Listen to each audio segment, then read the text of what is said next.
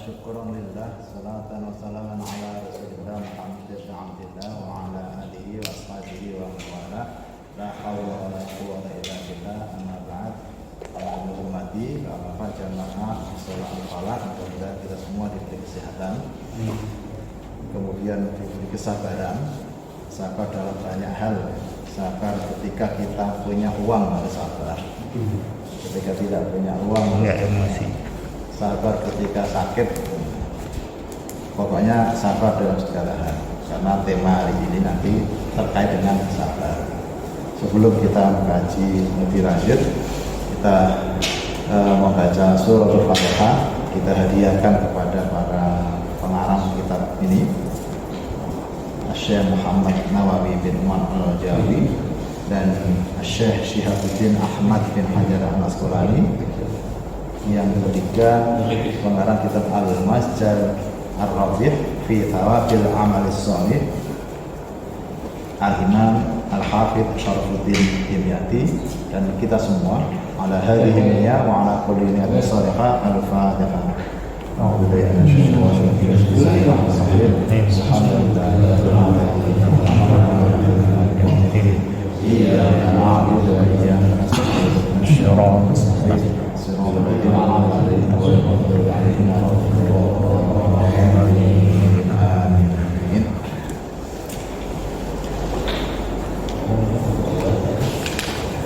Kita mengkaji makalah yang keberapa ini? 17 apa ya? 17 ya? Kemarin 16-an. Sekarang 17. Makalah yang ke-17.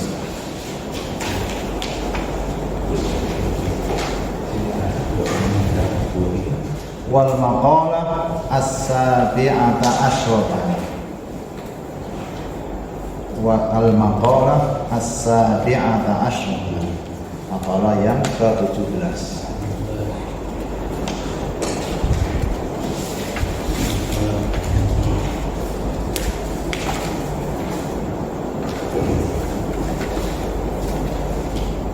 Kalau makalah yang ke-16 kemarin tentang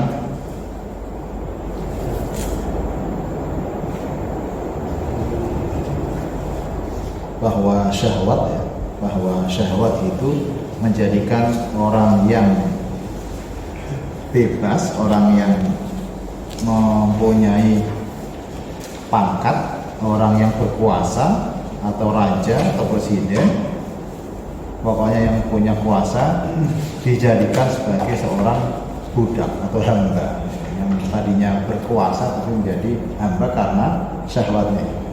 Demikian juga sebaliknya, sabar itu bisa menjadikan seorang yang abid, hamba, menjadi seorang raja, menjadi penguasa karena mampu mengendalikan hawa nafsunya. Nah, sekarang makalah yang ke-17. Qila tuba liman kana aqluhu amiron bi an yaqtadiya bi muradi aqlihi al-kamil wa hawahu asiron wa wailun liman kana hawahu amiron bi an arsalaha ila mustahiyatiha wa aqluhu asiron ay mamnu'an min nahwi tafakkur fi ni'amillahi ta'ala wa fi 'azamatihi ta'ala. Makalah yang ke-17 adalah tuba. Kalau bahasa Jawa itu bejo banget. Nah, bejo banget, tuba, untung banyak. Siapa yang untung? Liman kana aqluhu amiron, bagi orang yang akalnya itu sebagai acuan, sebagai pemimpin, sebagai penguasa. Akalnya dikuasai, orang yang mampu menguasai akal itu beruntung bagi orang yang bisa mengendalikan akalnya amiron sebagai pemimpin. Bi an kata dia bimurati aqlihi al-kamil, yaitu dia mengikuti keinginan akal yang sempurna. Wahawahu, dan hawa nafsunya asiron, itu sebagai hal yang tertawan. Artinya hawa nafsunya bisa dikendalikan, akalnya bisa menjadi acuan. Amiron, asiron. Kalau asiron itu ditawan, ay mamnu'an min dalika, dicegah dari keinginan hawa nafsunya. Hawa nafsu pasti setiap manusia punya, ya. Setiap manusia itu punya hawa nafsu. Nah, hawa nafsu bisa dikendalikan mengikuti akal. Jadi akalnya masih sempurna, akalnya sehat, akalnya yang menjadi acuan di dalam melakukan aktivitas sehari-hari, tidak menuruti hawa nafsu. Itu maksudnya makalah yang ke-17. Orang yang mampu menjadikan akal sebagai acuannya dan hawa nafsunya bisa diredam, ya, itu untung sekali, bejo banget, beruntung sekali bagi orang yang demikian. Akalnya bisa digunakan untuk berpikir secara jernih dalam bertindak, dalam bertutur, hawa nafsunya bisa diredam, tidak mengikuti hawa nafsunya. Nah, dalam kondisi normal mungkin orang bisa, tapi dalam kondisi terpaksa, dalam kondisi marah, dalam kondisi terjepit, dalam kondisi terpepet, nah itu kadang kala tertindas, itu ucapannya kadang muncul yang aslinya, sehingga orang yang disebut baik itu manakala dalam kondisi apapun yang terucap, perilaku yang muncul itu tetap baik, bisa mengendalikan hawa nafsunya, mengandalkan akal sehatnya. Contoh begini Pak, misalnya Pak Haji Gunawan dapat undangan Kaisang misalnya, pernikahan Kaisang, kemudian berjalan, sudah pakaian rapi, di tengah jalan berjalan, karena mobilnya mungkin parkirnya terlalu jauh, berjalan. Ketika berjalan, tiba-tiba ada mobil lewat. Di depan, di sampingnya ada air. Nyeprat. Padahal mau menghadap presiden misalnya, mau kondangan. Apa yang terucap? Nah, ketika mengucapkan ucapan yang seperti itu, itulah kita tidak mampu mengendalikan hawa nafsu, spontan, ya, tidak bisa mengendalikan hawa nafsu, terucap. Kalau kita sehari-hari di masjid mungkin tidak terucap seperti itu karena aman, tapi dalam kondisi seperti itu apa yang terucap? Kalau yang keluar dari mulutnya innalillah berarti bagus, gitu. Berarti bagus. Kalau yang terucap tadi misalnya sialan, gitu, atau mengumpat dan sebagainya, nah itulah sesungguhnya pribadi melanggar umur. Belum kalau latah ya. Kalau orang yang membuat kita tadi udah protes, ya udah diam aja, udah mungkin kita ketawa ya. Tapi kalau orang yang membuat kita tadi berhenti, masih dekat. Ya, Kan ini ya. Nah, ya kalau Marah bisa.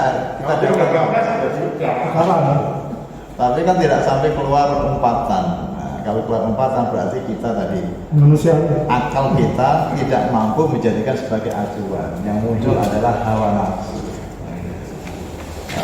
Nah, bagi orang yang mampu mengendalikan hawa nafsu dan mengandalkan akalnya, itu untung banget. Nah, demikian juga sebaliknya, wawailun itu kalau bahasa Jawanya, kalau di pesantren itu kali ini apa? Celoko mencit. Cilaka gitu. Cilaka 12 gitu. Bukan cilaka 11 ya. Iya, 12. Kenapa itu muncul 12? Cilaka 13.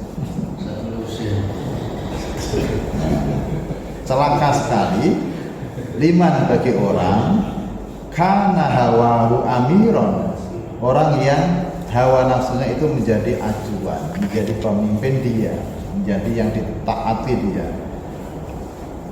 Wa aqluhu asiron, dan akalnya terkendali, akalnya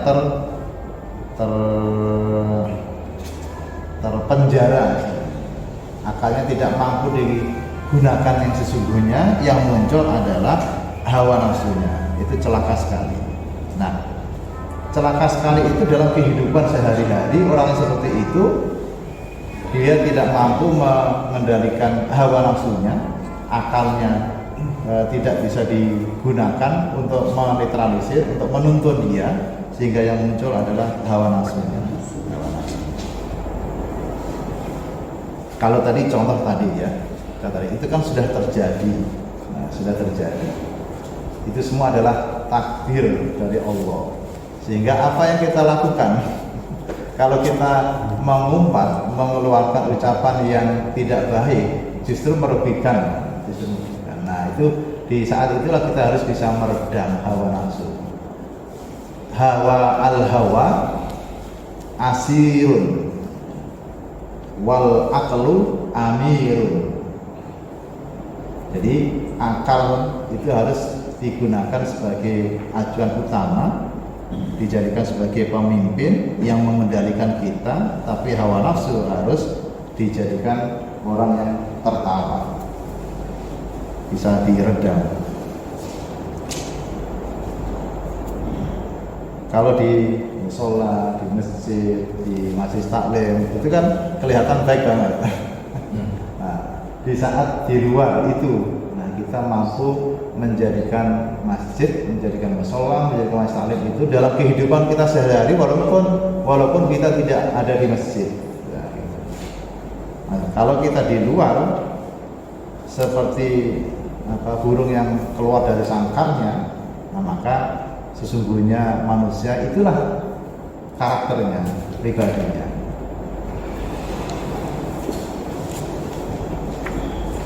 Nah, itu disebut akhlak. Itu yang disebut dengan akhlak. Jadi akhlak itu adalah akhlak yang sesungguhnya adalah perilaku, ucapan, perangai yang muncul dalam kondisi kita terjepit tadi, dalam kondisi kita terhimpit, dalam kondisi kita terdolimi, misalnya begitu. Nah, maka sesungguhnya yang keluar itulah akhlak kita. Kalau akhlak misalnya ketemu orang salaman, mengucapkan salam, ya baik, tetapi itu belum menjadi ukuran. Nah, ukurannya itu di saat kondisi terjepit tadi itu. Yang muncul apa? Misalnya kita kesandung, jalan-jalan dan kesandung, apa yang keluar? Bukan hanya adut. Mending kalau adut. Sampahnya. Nah,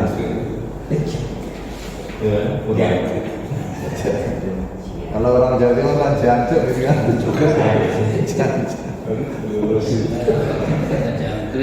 Jangkrik.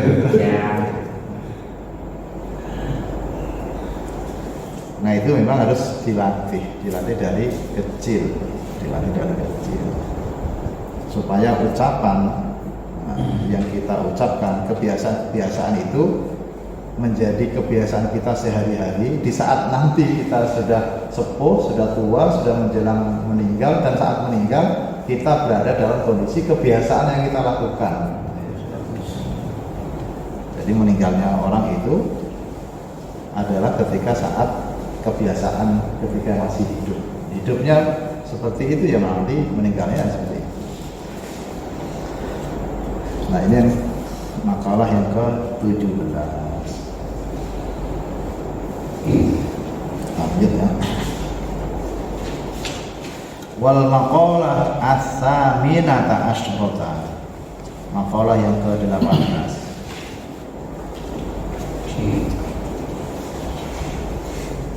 Qila man taraka dzunuba raqqa qalbuhu fayaqbalun nasihata wa yakhsha'u laha Wa man tarakal harama fil Wa halal ini wa man tarakal harama fil mat'umi wal malbusi wa ghairihima wa akalal halala sofat fikratuhu. Makalah yang ke-18 disebutkan bahwa orang yang meninggalkan dosa, orang yang bisa meninggalkan dosa, maka hatinya menjadi lembut. Karena lembut maka fayat balun nasihata, maka dia bisa menerima nasihat-nasihat baik. Orang yang hatinya lembut sebab karena sudah terbiasa tidak melakukan dosa, artinya dosa-dosa ditinggalkan, walaupun dosa kecil ditinggal, dosa kecil ditinggal, dosa besar apalagi. Nah, kehidupan sehari-harinya sudah terbiasa seperti itu, maka hatinya menjadi lembut. Nah, lembutnya hati itu bisa berakibat atau bisa bermanfaat kepada menerima nasihat, nasihat baik. Itu mampu diterima karena hatinya lembut. Wa man tarakal harama, dan orang yang meninggalkan haramnya dalam makanan maupun dalam pakaian, fil mal'aumi wal malbusi wa ghairihima, baik dalam makanan yang dimakan maupun yang dipakai dan lain-lain, wa akal halala, dan dia makan halal, sofat fikratuhu, maka pikirannya menjadi jernih, bersih, terang pikirannya. Karena terang maka bisa mengendalikan dirinya untuk selalu berbuat baik. Nah, yang sulit ya ini, harta yang kita makan, pakaian yang kita pakai, apapun yang kita gunakan itu semuanya halal, ya, semuanya halal. Nah, kalau halal maka pikiran kita menjadi jernih, pikiran kita menjadi terang, otak kita menjadi cerdas.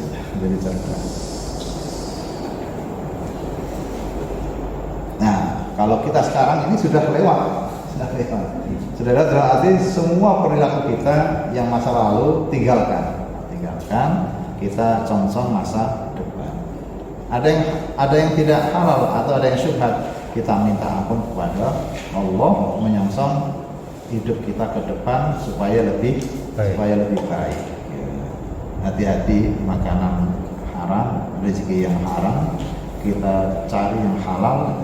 Jangan berpikir begini, cari yang haram saja susah ya.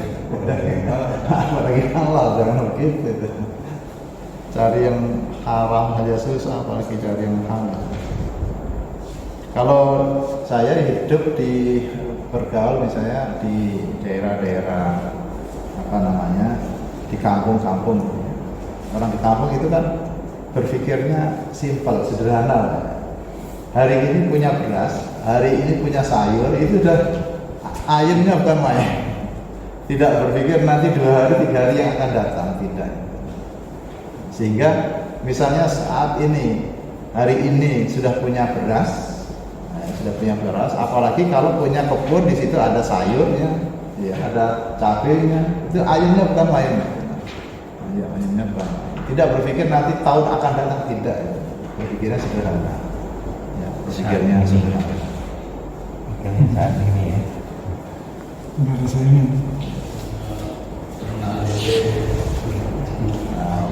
Punya ternak lele ya. Tinggal berapa mobil kan? Sampai bulan aja Ya, sehari-hari misalnya dia kerjanya di kebun misalnya, atau di sawah, atau di tambak, sudah punya penghasilan sehari-hari, bukan penghasilan per bulan ya, tapi sehari-hari. Kalau sehari ini berangkat berarti dapat rezeki, kalau tidak ya tidak. Nah, umumnya orang-orang di kampung seperti itu. Jadi orang-orang kampung itu kalau melihat kondisi seperti itu sebenarnya tauhidnya orang kampung itu lebih mantap daripada orang di kota. Kalau orang di kampung itu kalau ditanya punya uang, kalau dia jawab tidak punya, itu memang tidak punya. Punyanya sapi. Ya, walaupun apa namanya kasurnya dibuka, adanya sapi, kambing. Ya kalau pengen punya uang ya itu jual sapi. Jual. Nah, kalau orang di kota itu kalau nggak punya uang, nah, yang di tangan nggak punya, tapi di tabungan ATM-nya nggak pegang uang. nggak pegang uang. Berarti benar jawabannya Pak. Jadi orang kota itu kalau kemana-mana itu kalau tidak bawa ATM Kayaknya kurang. kayaknya kurang gitu, makanya imannya tergantung kepada ATM. HP. HP ketinggalan seperti ketinggalan istri muda itu. Nah itu di keyakinan apa namanya itu terpengaruh kepada benda-benda seperti itu. Apakah boleh? Ya boleh sih, boleh, tapi jangan sampai diyakini.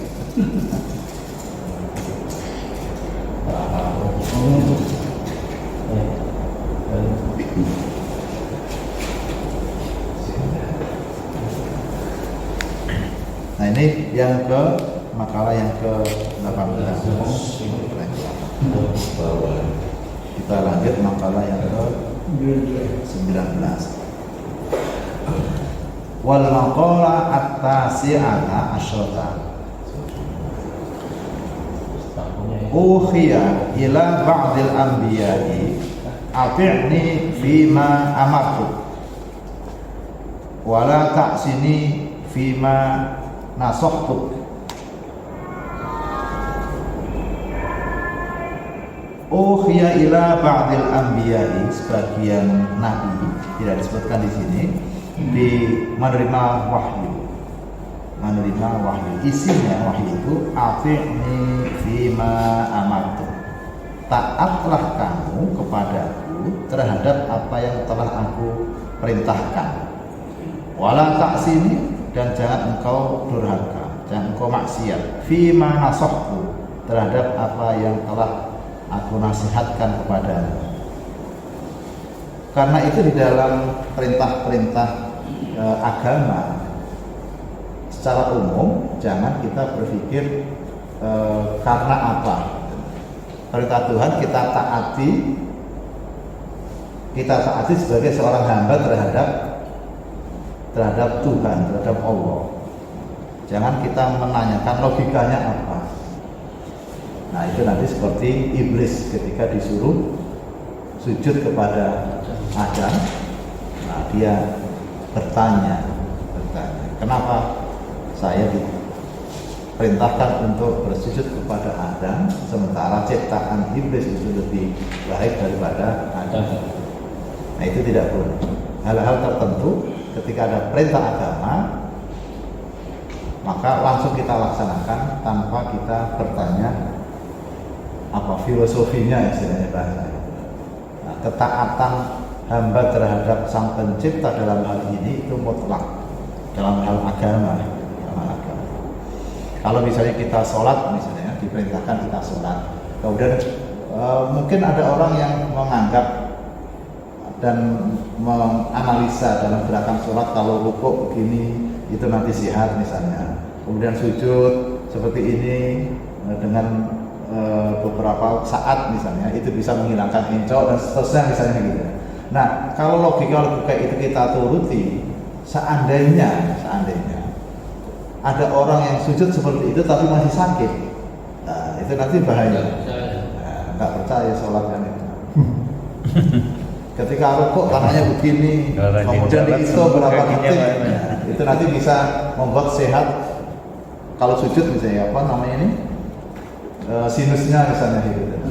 Nah kalau itu tidak terjadi, misalnya ada orang yang sudah sholat rajin tapi masih ingusan, masih sinus misalnya, itu akhirnya kita menyalahkan Tuhan. Kalau diperintahkan sholat ya sholat, bahwa itu adalah perintah agama. Jangan kemudian kita larikan adanya kesehatan di situ, unsur kesehatan dan seterusnya. Nah, bahayanya tadi itu jika ada orang yang telah melakukan sholat tetapi masih sakit, nah itu kan, nah itu buktinya gitu. Sholatnya wajib tapi sakit. Nah, kalau dalam gerakan sholat, kalau misalnya rukunnya seperti ini, sujudnya seperti ini, lalu sehat, nah ketika tidak sehat, maka sholatnya disalahkan. Ada yang meninggal pas sujud? Nah, ada yang gimana? Ada banyak. Sini Di viral-viral banyak. Sehingga perintah agama itu pendekatannya adalah iman. Pendekatannya adalah iman. Jangan didekati dengan logika. Jangan didekati dengan logika. Diperintahkan kita sebagai hamba, sebagai manusia untuk melaksanakan sholat, ya sholat. Kemudian diperintahkan untuk melaksanakan ibadah haji bagi yang mampu, kita laksanakan. Sama ketika misalnya Umar diperintahkan, ada perintah Nabi disunahkan ketika haji misalnya mencium Hajar Aswad misalnya. Nah kalau di logika kan nggak masuk kan, tetapi kita taat terhadap kesunahan itu tadi, kita terima. Nah ini batu kok masa disuruh cium gitu. Tetapi karena itu perintah dalam arti sunnah yang diajarkan oleh agama, kita ikuti tanpa berpikir bahwa ada filosofinya dan seterusnya.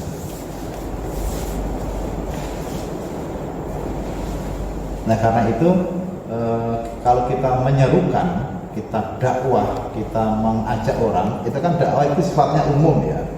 Nah, dakwah itu sifatnya umum. Umumnya apa? Ayo kita ajak semua orang. Tetapi ketika kita mengajak semua orang, tentu kan ada yang mau atau tidak, ya. Ada yang mau dan tidak. Dan itulah yang namanya hidayah. Hidayah itu sifatnya khusus. Ad-da'wah ammatun wal hidayah khassah. Sama dengan orang yang guru mengajar kepada siswa. Siswa di kelas ada 40. Nanti yang bisa memahami itu kan terseleksi dengan sendirinya. Ada yang paham, ada yang tidak. Tetapi kita sebagai seorang muslim berdakwah itu wajib. Apalagi kalau dalam Muhammadiyah itu ada perintah amar ma'ruf nahi munkar. Amar ma'ruf nahi munkar. Amar ma'ruf nahi munkar itu perintah. Mengajak orang untuk tidak berbuat maksiat, mengajak orang untuk taat kepada ajaran agama. Nah semua orang, karena itu Sahal bin Abdullah, seorang ahli hadis dan seorang sufi mengatakan bahwa ad-da'wah ammah wal hidayah khassah, khusus. Nah, sesuai dengan apa yang disampaikan Allah dalam Al-Quran, wallahu yad'u ila daris salam wa yahdi man yasha'u ila siratin mustaqim. Allah menyeru semua manusia, ya, menyeru semua manusia ke dalam darus salam, dan Allah akan memberikan hidayah bagi orang-orang yang dikehendaki. Sehingga kalau kita berdakwah, ya dakwah semua orang. Nanti ada yang menerima, ada yang tidak, itu dengan sendirinya terseleksi.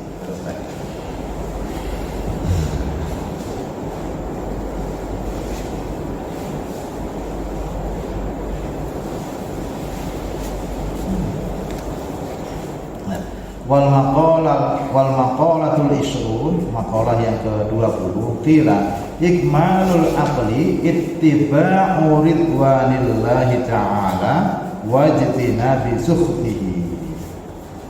Nah ini sesuai dengan yang kita bahas tadi. Makalah yang ke-20 adalah sempurnanya akal itu adalah mengikuti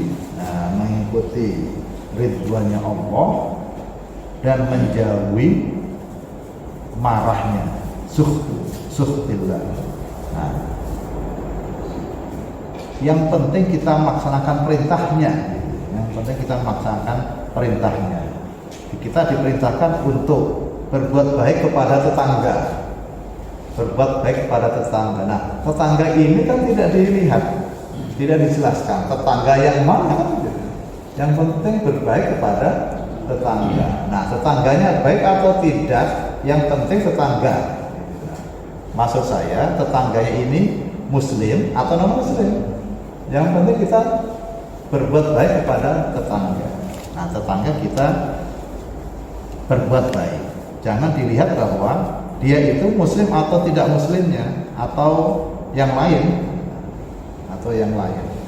Kalau dia muslim kita taat tidak boleh, kita menghormati, kita menghargai. Jangan dilihat dari agama, karena perintah agama adalah kita berbuat baik kepada tetangga. Sama dengan kita dianjurkan, diperintahkan berbuat baik kepada orang tua.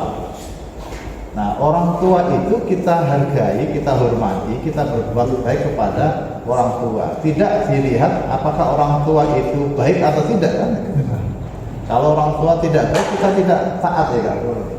Kecuali kalau orang tua memerintahkan kepada kita, diperintahkan kepada sesuatu yang melanggar. Nah, itu tidak boleh.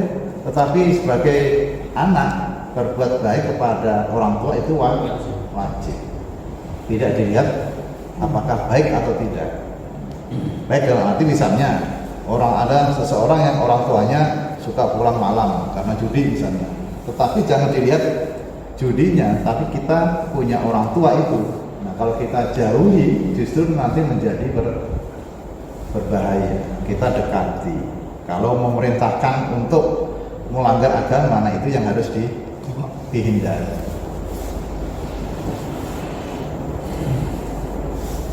La ta'ata li makhluqin fi ma'siyatil khaliq. Kalau maksiat kepada sang pencipta, perintah orang tersebut ya jangan kita ikuti, karena itu di dalam perintah-perintah agama jalankanlah, jangan sampai kita melihat logika yang ada di dalamnya, filosofinya apa. Yang penting kita melaksanakan perintah agama dengan pendekatan iman, ini yang kitab Nasaihul Ibad. Saya lanjutkan ke hadis ya.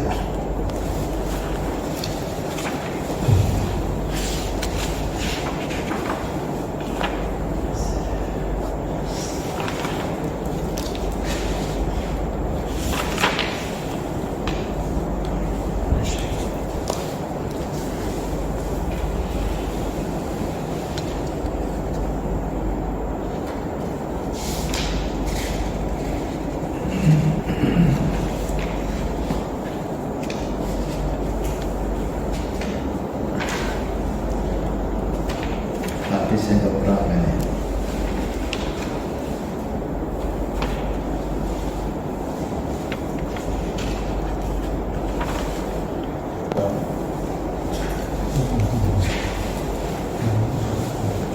Yang ke-22 ya, 22. Wa kharaja Abu Naim fi Riyadil Muta'allimina min tariqil Hasan an Abi Hurairah radhiyallahu anhu qala Rasulullah sallallahu alaihi wasallam ma min rajulin ta'allama kalimatan aw kalimataini aw salatan aw arba'an aw khamsan mimma faradallahu azza wa jalla fayata'allamahunna fayata'allamuhunna illa dakhalal jannata. Qala Abu Hurairah radhiyallahu anhu famanasidu hadisan ba'da in sami'tuhunna min Rasulillah. Diriwayatkan dari Abu Naim dari jalur Hasan dari Abu Hurairah radhiyallahu anhu, beliau berkata, Nabi bersabda, sabdanya Nabi, ma min rajulin ta'allama kalimatan au kalimataini au salatan au arba'an au khamsan. Tidak ada orang yang belajar satu kata atau dua kata atau tiga kata atau empat kata atau lima kata dari hal-hal yang diwajibkan Allah kepadanya, lalu dia mempelajari dengan sungguh-sungguh, fayata'allamuhunna, kemudian ia mempelajarinya kalimat-kalimat tersebut, illa dakhalal jannah, kecuali akan masuk surga. Orang yang belajar satu huruf, satu kata, dua kata, tiga kata, empat kata, lima kata dari hal-hal yang telah diwajibkan Allah, maka orang tersebut akan masuk surga. Nah, kita belajar apa? Belajar wudhu misalnya, belajar wudhu. Nah, wudhu itu dianjurkan, diwajibkan. Dalam ayatnya faghsilu wujuhakum wa aydiyakum. Kalau mau sholat, akan melaksanakan sholat, maka cucilah, basuhlah wajah, kemudian tangan. Setelah itu usaplah sebagian kepala dan basuhlah kaki. Itu di dalam ayat hanya seperti itu. Maka dijelaskan di dalam hadis. Hadisnya belum sampai mendetail, dijelaskan oleh para ulama dan seterusnya. Nah, itu perintah. Ketika kita mau pelajari ayat faghsilu wujuhakum wa aydiyakum misalnya seterusnya, satu kata kita paham menjadi dua kata menjadi paham menjadi 3, 4 seterusnya. Jika kita lakukan itu, maka kita akan masuk surga, karena itu perintah dari Allah yang telah diperintahkan Allah kepada manusia bahwa di dalam melaksanakan sholat harus melaksanakan terlebih dahulu adalah wudhu dan seterusnya. Kalau di dalam perintah agama kita diperintahkan untuk tadi misalnya berbuat baik, kita diperintahkan untuk berpuasa, kita memahami ayat demi ayat, hadis demi hadis, atau kata ulama di dalam hal kewajiban tadi itu, kita paham satu kata, 2 kata, 3 kata, bahkan sampai beberapa kalimat, beberapa jumlah, nah maka orang tersebut tidak ada lain kecuali akan dimasukkan dalam surga. Nah itu manfaat. Sekali lagi sering saya menyampaikan, sesibuk apapun kita bekerja memang wajib. Nah, bekerja wajib apa? Karena menghidupi, membiayai keluarga dan seterusnya, tetapi luangkanlah waktu walaupun hanya sesaat untuk belajar. Nah,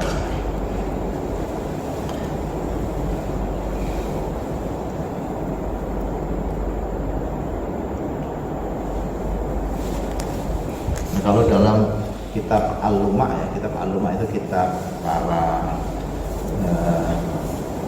orang yang mencintai tasawuf ya, menjernihkan hatinya. Saking gilanya mempelajari, saking gilanya dia belajar, sampai ada yang mengatakan Sahal bin Abdullah, ijtahidu alla tulqullaha illa wa ma'akum al mahabir, khibratun mahabir. Khibratun itu wadah tinta. Semangatlah atau giatlah untuk tidak bertemu kepada Allah kecuali membawa tinta, kecuali membawa wadah tinta. Artinya apa? Hidup kita penuhi dengan belajar, dengan cara menulis. Maksudnya begitu. Penuhilah hidup kita ini dengan selalu menulis, supaya ketika nanti kita bertemu kepada Allah, kita masih dalam kondisi menulis, gitu. Mencatat. Al-khibra mahabir, wadah tinta. Karena bagaimanapun mencari ilmu harus dengan mencatat,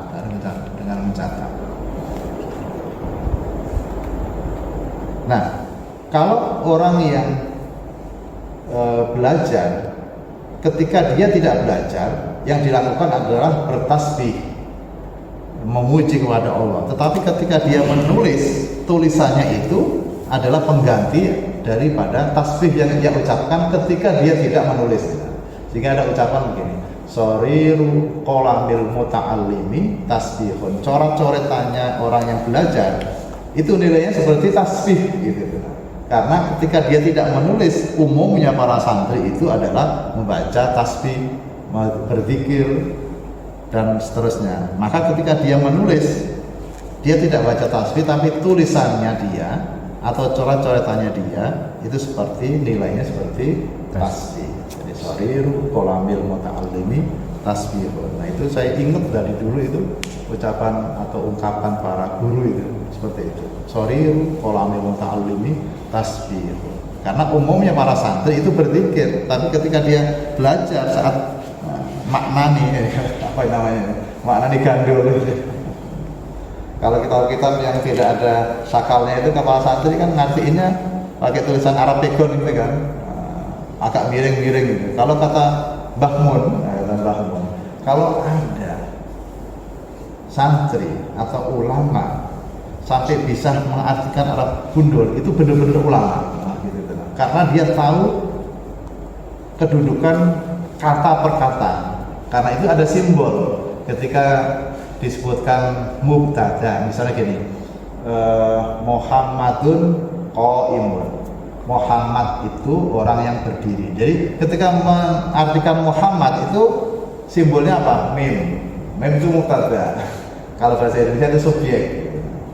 Kemudian qaimun itu khobar. Khobar rumusnya simbolnya adalah kha.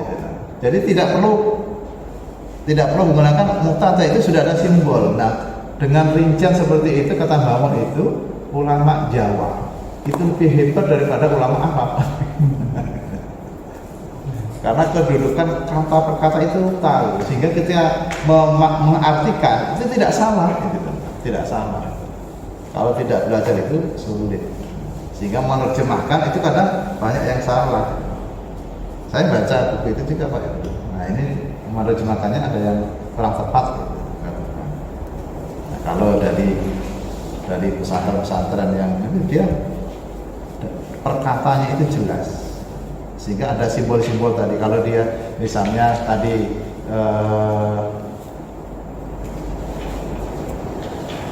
misalnya qara'a Muhammadun al-Qur'ana, Muhammad membaca Quran. Quran itu adalah maf'ul. Nah, maf'ul rumusnya mim sama fa. Maf'ul. Kalau fa'il Muhammadun tadi qara'a Muhammadun al-Qur'an, Muhammad fa'il, ditulis fa saja. Nah, itu tidak ada artinya, tapi sudah ada simbolnya. Oh, berarti anak ini ngerti. Dia ngerti. Nah, kemarin Pak, saya kan ke Jogja ya. Ke Wates kemarin itu. Dari apa? Berangkat Kamis sore, Jumat, Sabtu, Minggu baru pulang. Nah, anak-anak santri di sana itu sudah diajari seperti itu. Padahal dulunya itu SD. Diajari gurunya cara awalnya menulis Arab pegon. Tadinya ketika mengartikan pakai tulisan Latin kan itu. Diajari gurunya jangan menulis Latin, tapi tulislah pakai Arab pegon. Agak gandul itu. Sebulan 2 bulan, saat ini mereka sudah bisa. Padahal baru berapa bulan itu.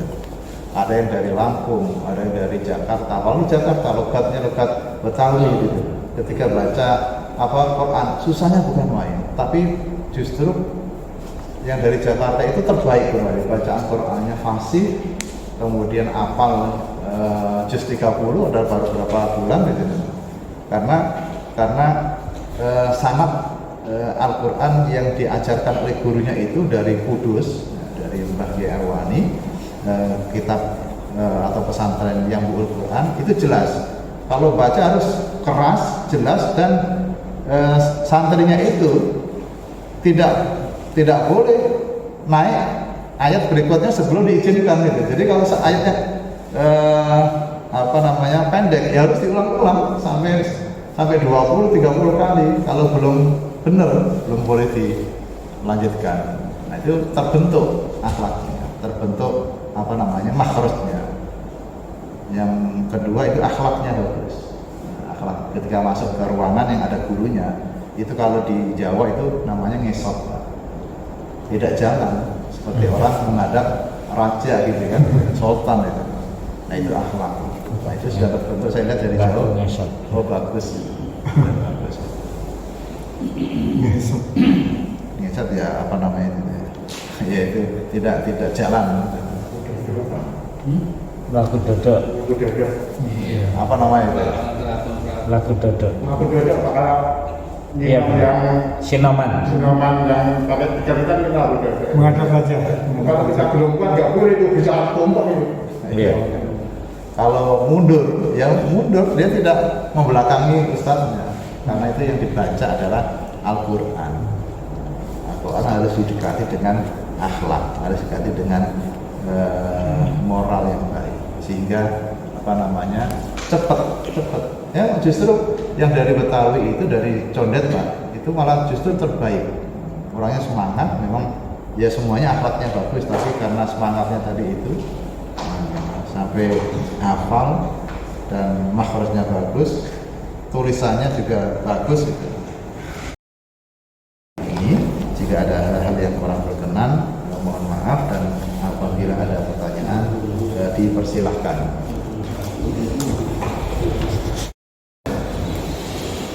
Maulaya sholli wa sallim daiman abada ala habibika khairil khalqi kullihim ya rabbi bil mustafa balligh maqasidana waghfir lana ma madha ya wasi'al karami huwal habibul ladzi turja syafa'atuhu likulli hawlin minal awali mumtahan. Nanti suatu saat kita mengkaji sedikit tentang arti selawat gitu ya, supaya mantap. Ya, Ustaz. Kenapa kita harus apa sih artinya selawat itu? Nah, kita Bacaannya dulu aja Ustaz di WA aja Ustaz di grup. Iya, di share aja di grup bacaan. Ada yang gue hafal katanya. Iya.